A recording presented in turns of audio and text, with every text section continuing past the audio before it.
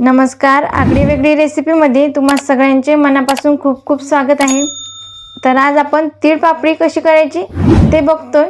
गेले काही दिवसात आपण मकर संक्रांत विशेष रेसिपी ऑलरेडी अपलोड केले आहेत, त्याची लिंक मी डिस्क्रिप्शनमध्ये देते, तुम्ही जाऊन नक्की तिथं बघा। तर मकर संक्रांत आहे, तीळ पापडी तर झालीच पाहिजे। मस्त अशी कुरकुरीत, खायला एकदम छान लागते। मी तुम्हाला इथं तोडून सुद्धा दाखवते बघा। क्या बात आहे, मस्त अशी कुडूम कुडूम लागते खायला, छान अशी खुसखुशीत देखील होते।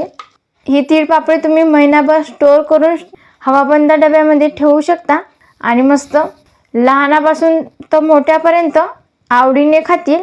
एकदम चवीला खूप छान लागते आणि झटपट बनवून तयार होते। अगदी याला 10 ते 12 मिनिटे लागतात आणि लगेच ही तीळ पापडी बनवून तयार होते। तुमची सुद्धा अशीच यावी त्यासाठी व्हिडिओ तुम्हाला संपूर्णच बघायचा आहे, अजिबात कुठे स्किप करू नका। तुम्ही जर स्किप करून व्हिडिओ बघितला, प्रमाण जर चुकलं तर मग ही तीळ पापडी व्यवस्थित अशी होणार नाही, तर तसं करू नका, व्हिडिओ संपूर्ण बघा। चला तर मग आपण तिळाची पापडी करायला सुरुवात करूया। पण तुम्ही जर चॅनलवर नवीन असाल पटकन सबस्क्राइब करा आणि त्याचबरोबर बेल आयकॉन हिट करून ऑल सिलेक्ट करा। चला तर मग लगेच तीळ पापडी बनवायला घेऊया। तीळ पापडी करण्यासाठी आपल्याला दोनच साहित्य लागणार आहे। बघा इथं 1 वाटी साखर घेतली आणि याच वाटीने मोजून 1 वाटी तीळ घेतले। बघा प्रमाण अगदी सारखं घ्यायचं। सगळ्यात आधी तीळ भाजून घ्यायचे। या कढईमध्ये व्यवस्थित अशी तीळ भाजून घ्यायचे। बघा ही वडी इथं मस्त अशी झटपट बनवून तयार होते आणि अगदी महिनाभर टिकते। मोजक्याच साहित्यात बनवून तयार होते। 3-4 मिनिटासाठी छान ही तीळ भाजून घ्यायचे। मस्त असा चटचट आवाज येतो तिळाचा, तोवर तीळ भाजून घ्यायचे। बघा इथे तीळ मस्त असे छान आवाज येईपर्यंत भाजून घेतले। आता हे तीळ मी लगेच काढून घेते। आता त्याच कढईमध्ये आपल्याला एखादा चमचा पाणी घालून घ्यायचं। बघा अगदी थोडंसं घातलं। पोहे खायचा जो चमचा असते त्या चमचा इतकं पाणी घालून घ्यायचं आणि यामध्ये बघा साखर घालली की गॅस एकदम बारीक आचेवर करून घ्यायचा। साखर विरघळली पाहिजे म्हणून जेणेकरून ही हलवत राहायची एकसारखी आणि जळायला पण नको, याची विशेष काळजी घ्यायची। याचा आपल्याला व्यवस्थित असा साखर विरघळेपर्यंत पाक करून घ्यायचा आहे आणि याला सतत असं ढवळत राहा, जेणेकरून साखर जळणार नाही आणि साखरेचा पाक छान असा होईल। सगळी साखर ही कॅरमेल करून घ्यायची, विरघळून घ्यायची। साखर विरघळायला बराच टाईम लागतो, तोवर आपल्याला ही सतत अशी फिरवत राहायची आहे। बघा इथं मी संपूर्ण साखर अशी विरघळून घेतली। तुम्ही याचा रंगसुद्धा बघू शकता, छान असा डार्क झाला आहे। जास्त पाणी घालायची गरज नाही, साखर आहे याला भरपूर असं पाणी सुटते। आता यामध्ये आपण भाजलेले तीळ घालून घेऊया। लगेच हे मिश्रण असं व्यवस्थित या साखरमध्ये मिक्स करून घेऊयात।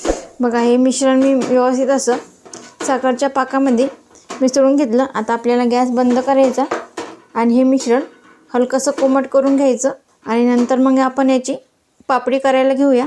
बघा हे तिळाचं मिश्रण मी कोमट असताना पोळपाटावर घालून घेतलं। पोळपाटला तेल लावलेलं आहे आणि इथं एक लाटणं घेतलं, याला सुद्धा तेल लावून घेतलं। आता या लाटण्याने आपल्याला हलगत छान ही पातळ लाटून घ्यायचं। बघा याप्रमाणे असं।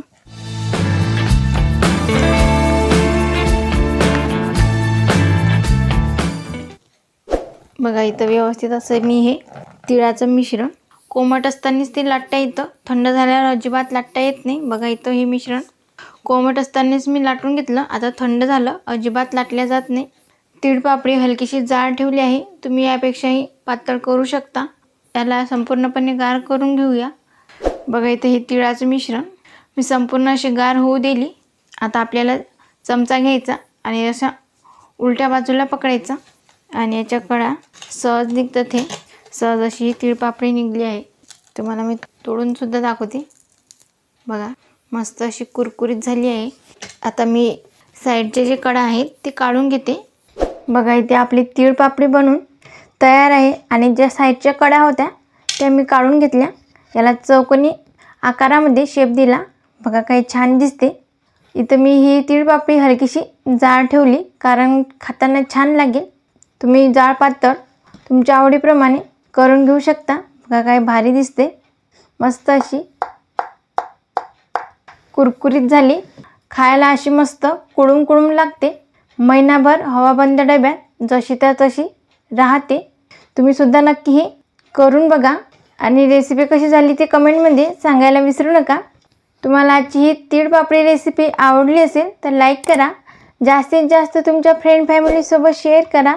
तसेच आगळी वेगळी रेसिपीला सबस्क्राईब करायला विसरू नका आणि त्याचबरोबर बेल आयकॉन हिट करून ऑल सिलेक्ट करा. जेणेकरून मी छान छान रेसिपी अपलोड करेन त्याचे नोटिफिकेशन तुम्हाला येऊन जाईल.